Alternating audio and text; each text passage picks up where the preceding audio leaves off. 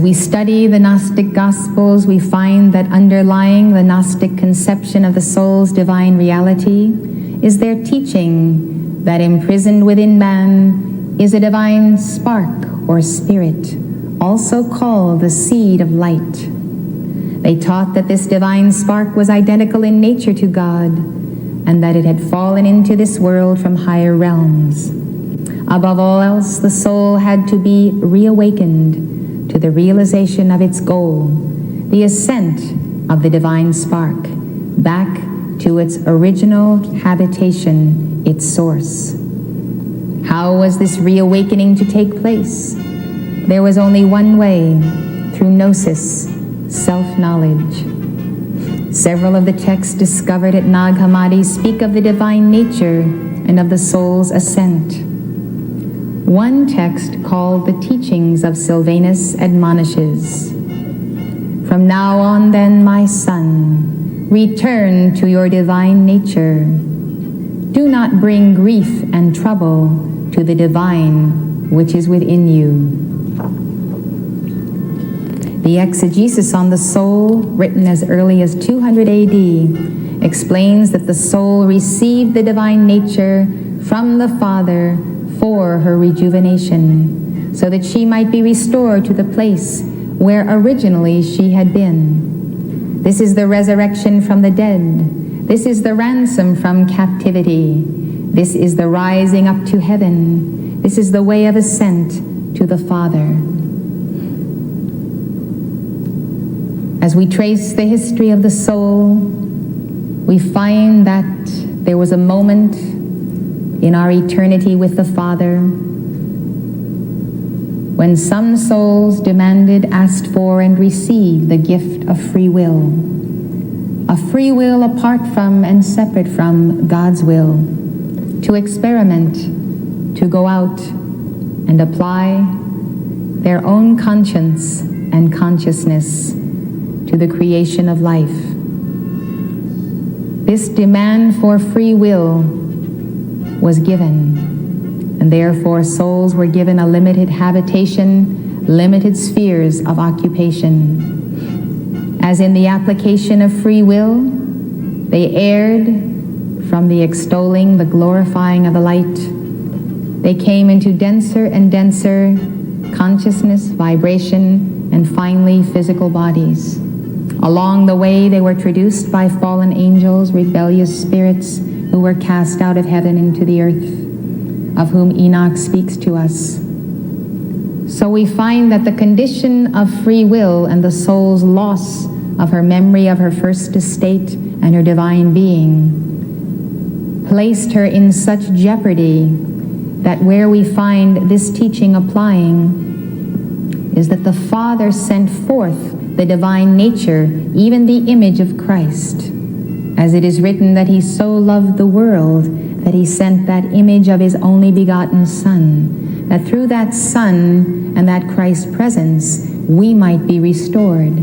And that light and that image that was sent after us, after long eons of experimenting with a certain futility and failure with free will, that became the ransom from the dead consciousness that we had fallen into. That became the light, the reigniting of the flame of the heart. But that Christ image had to be translated to us in form and in flesh. So John says, "And we beheld his glory as of the only begotten Son of God, full of grace and truth." Even when God sent to us that image, we could not know how that image should affect us or how we should relate to it in life. We needed the profiles of the Christed ones, the anointed ones. Jesus Christ is that profile, that God-man, that avatar of the Piscean age. But humanity and the children of the sun have been lost far longer than 2,000 years. And these incarnations have appeared again and again in many forms, always, always, and always, with the mien and countenance, whether of the Divine Mother out of the East, such as the Kuan Yin, whether out of Lao Tzu or Confucius, or the great ancient ones who have translated the light of Sanat Kumara.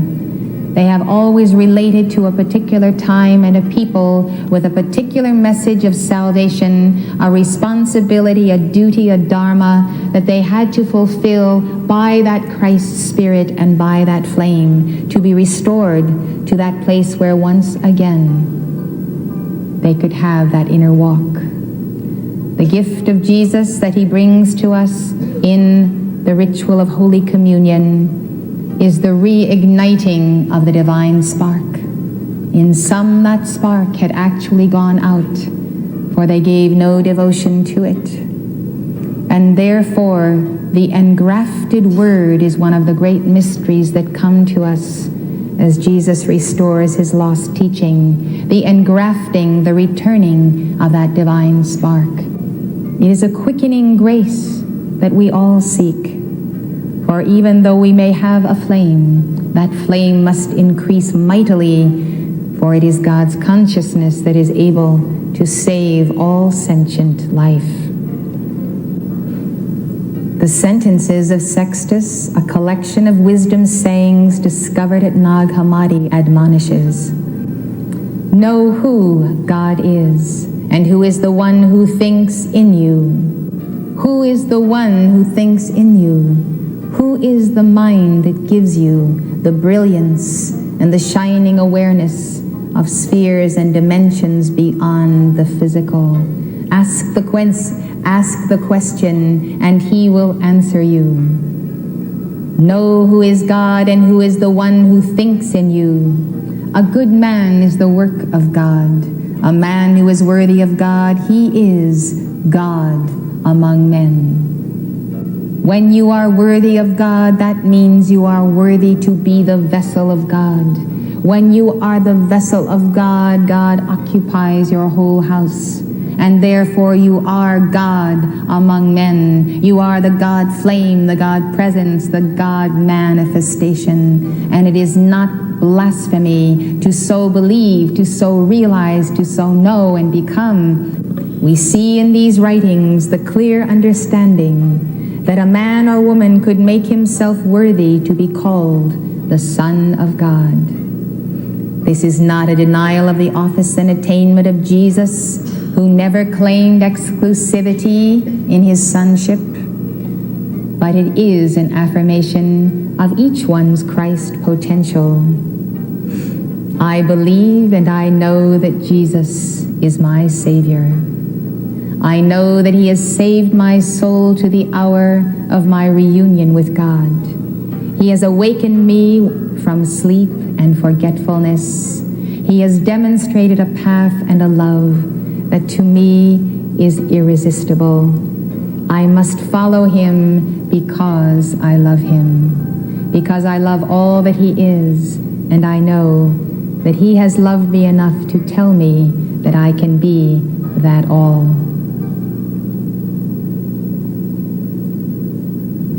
Apart from this oneness of love, there has crept into Christianity a fundamental misunderstanding of Jesus' mission and teaching. It is not based on the Master's original teaching, but has been inherited from church councils. They met centuries after Jesus lived to decide what was to be the official doctrine of the church. I cannot place my trust in these councils. I cannot lean upon them for my salvation. For Jesus has quickened in me the inner memory of my walk with him, being his disciple Martha, being with him in Bethany with Mary and with Lazarus. I remember his touch. I remember being with him. I remember the beauty of his eyes. I remember his chastening love that would bring us back to perspective. I remember the inner circle teachings that he gave us and his prophecies for our reunion today, when 2,000 years later, we would be instrumental in restoring his lost teachings. I remember what Jesus taught me, and therefore I cannot deny my Lord, and his quickening of that memory in favor of church councils who decided to distort that truth. I must follow the inner voice, the inner memory, and the inner walk with God. And I stand before you to give you the courage to do the same, and to know that the strongest rock that you can place yourself on is the rock of Christ. And if you have the courage to trust that inner communion, he will come to you and talk with you and walk with you. He has claimed you for his disciples in this age. He will lead you into all truth, teach you all truth, and you need never fear again of hellfire and damnation and all of the blasphemies that the wolves in sheep's clothing have preached to us, Satan's in the guise and garb of the cloth. They have preached to us the damnation of our souls and the sinfulness of our nature. And as far as I am concerned, they have preached it for the last time. For I have walked out of their churches where they have denied my Lord and their little ones. And I have come to the ends of the nations where I have been received graciously by the innkeepers all over the world, and by those who have also left the altars of those churches and have chosen to erect an altar in the wilderness, as Abraham and Isaac and Jacob did, wherever they would go, wherever they would stop. So the altar would be raised up, and so we do, placing the chart of our divine reality, the Master Jesus Christ, his father Joseph in the person of Saint Germain. And in the symbol of the crystal we find the whole mystery of the crystallization, the Christ realization of the God flame. I preach to you that your Holy Christ self is the high priest at the altar. And if you will give that altar a physical presence in your home, your Holy Christ self will officiate at that altar and intercede for you before the living Father. As you know and as you see, go and preach to the multitudes who are starved for this truth, who need that conveyance again of the living Christ that you are and that you can be. One of the councils that gave the greatest impetus to this misunderstanding was the Nicene Council. They made as doctrine and dogma what I believe to be the doctrine of Satan for the destruction of souls upon this planet. In 325 AD, this council adopted the Nicene Creed, which affirmed that Jesus Christ was the Son of God, the only begotten of his Father, very God of very God. He is the only Son that God ever had. God never had another Son but Jesus, according to this creed.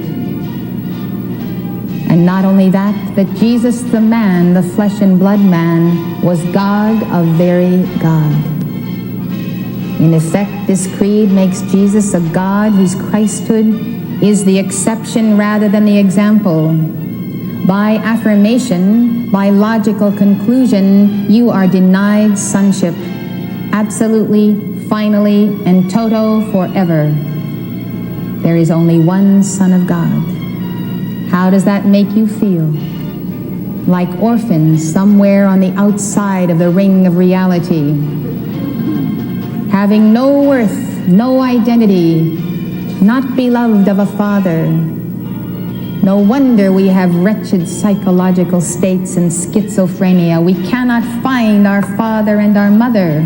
We cannot find our identity because this damnable lie has been preached from the pulpits ad nauseum since 325 AD. Are you going to stand for it any longer? No. Then do something about it. There's a world waiting for this message, and it needs more